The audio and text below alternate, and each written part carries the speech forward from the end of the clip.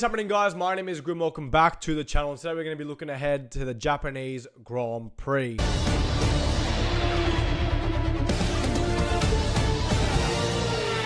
Yo, thank you, Daniel. Thank you, Daniel.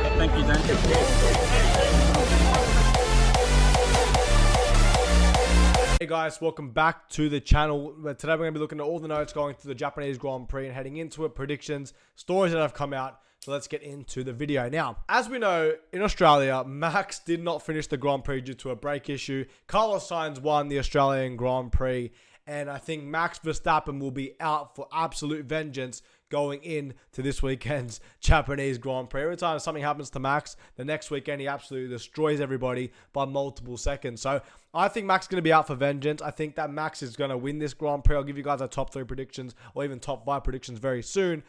But I feel like Max Verstappen is going to be in another level and probably win by 20 or 30 seconds during this Grand Prix. I hope not.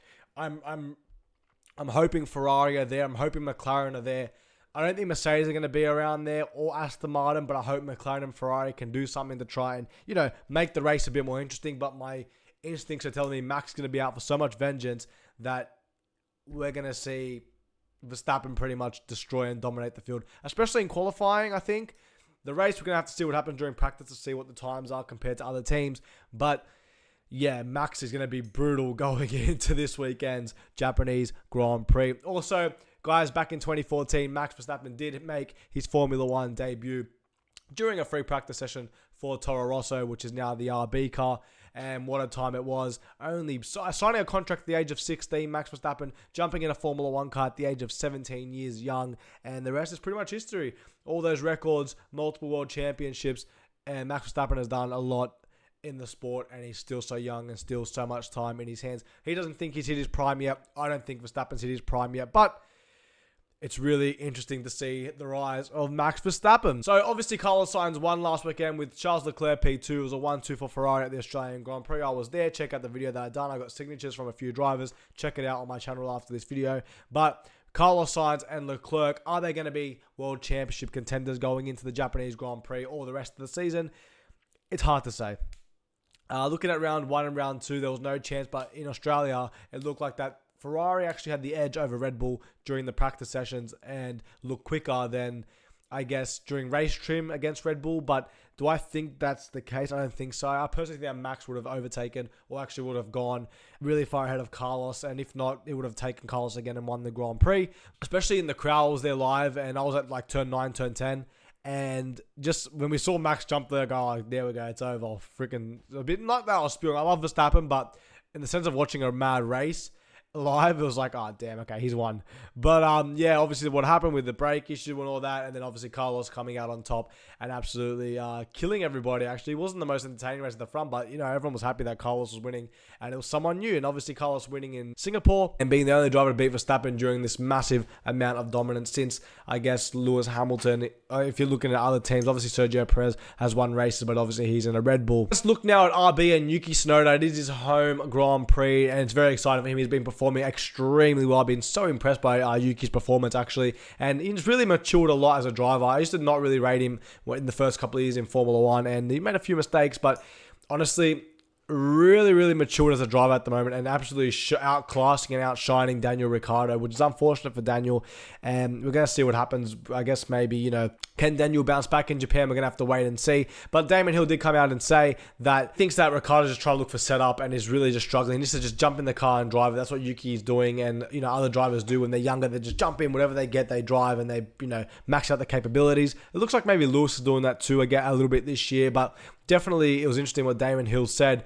Listen, Ricciardo needs a really good weekend. There's a lot of pressure on him. I feel like there were stories that Helmut Marko gave him an ultimatum, and they both came out and said that's not the case, but everyone knows Red Bull lies, right? So, I don't know. Is Ricciardo have a chance to probably be kicked out and booted out of Formula 1?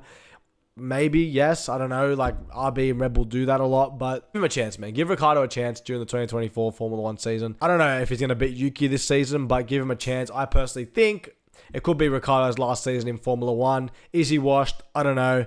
It's hard for me to say, especially as an Australian. I do like Daniel Ricciardo. I remember that 2014 peak, 2015 peak.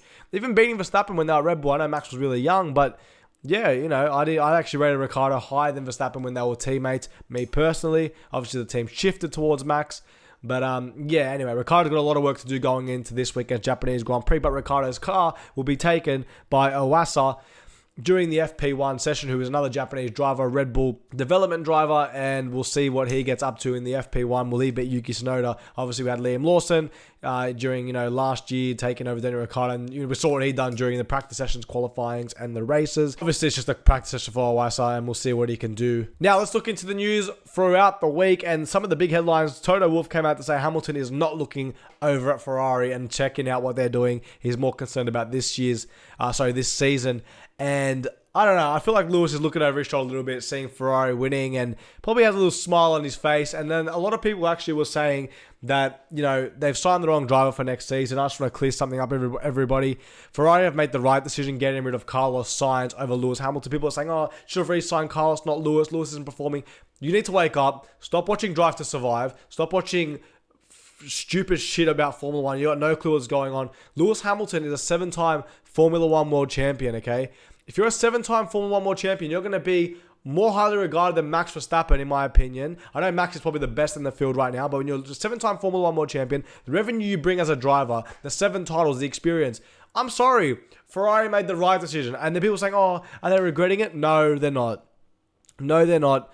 You're freaking dumb if you think that they've made the wrong decision at Ferrari and whatever. Listen, maybe Carlos should have taken Leclerc's seat. Is there a discussion there? Maybe, but we know what Leclerc did against Sebastian Vettel. We know the talent Leclerc has. Ferrari made the right decision, simple. Leclerc Hamilton is probably going to be the best driver lineup going into next season, in my opinion. We'll have to see what happens. Obviously, there's a whole shuffle around. We don't know who's going to go to Red Bull. We don't know who's going to go to Mercedes.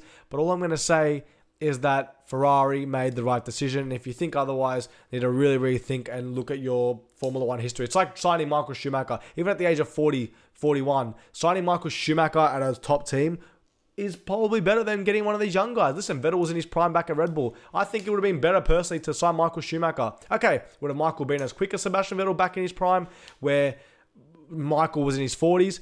Probably not. But I personally, because I'm a Schumacher fan, think he would have.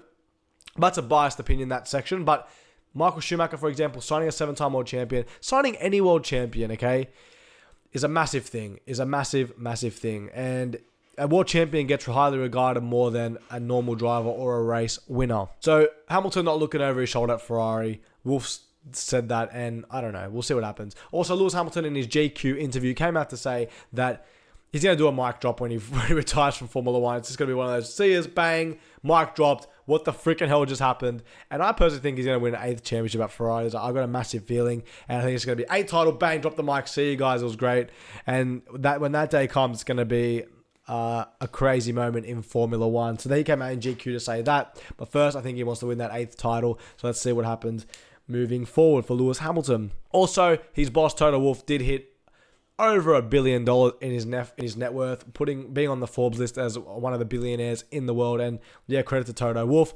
Although he's a billionaire, he needs to do a better job for Mercedes and try and improve that car for Lewis Hamilton and George Russell, plus whoever's in the car next year teaming up with George Russell. Also in the news this week, Adrian Newey to Aston Martin. Now people were talking shit about Lance Stroll and people saying, his dad's going to buy him Adrian Newey. Listen, I think that if they buy Adrian Newey, you actually keep Fernando Alonso. To me, Fernando Alonso's leaving at the end of this season. Aston Martin is going to go try and probably go to Red Bull, to be honest with you. That's, I think, his probably dream transfer. But yeah, listen, if Adrian Newey signs to Aston Martin, Aston Martin are going to be world championship contenders. That's Lance Stroll versus Fernando Alonso versus whoever's around, maybe Red Bull, maybe McLaren, maybe Ferrari. But you're going to have Stroll and Fernando fighting for a championship if Adrian Newey goes there. Obviously, we knew Ferrari offered him a contract, and that didn't sort of work out, but they're still offering Adrian Newey money. What is Adrian Newey doing? We might find out during the Japanese Grand Prix. I doubt we will, but, you know, interesting news there. And my top 3 going into the Japanese Grand Prix, I've got Max Verstappen first, second Carlos Sainz, and third Charles Leclerc.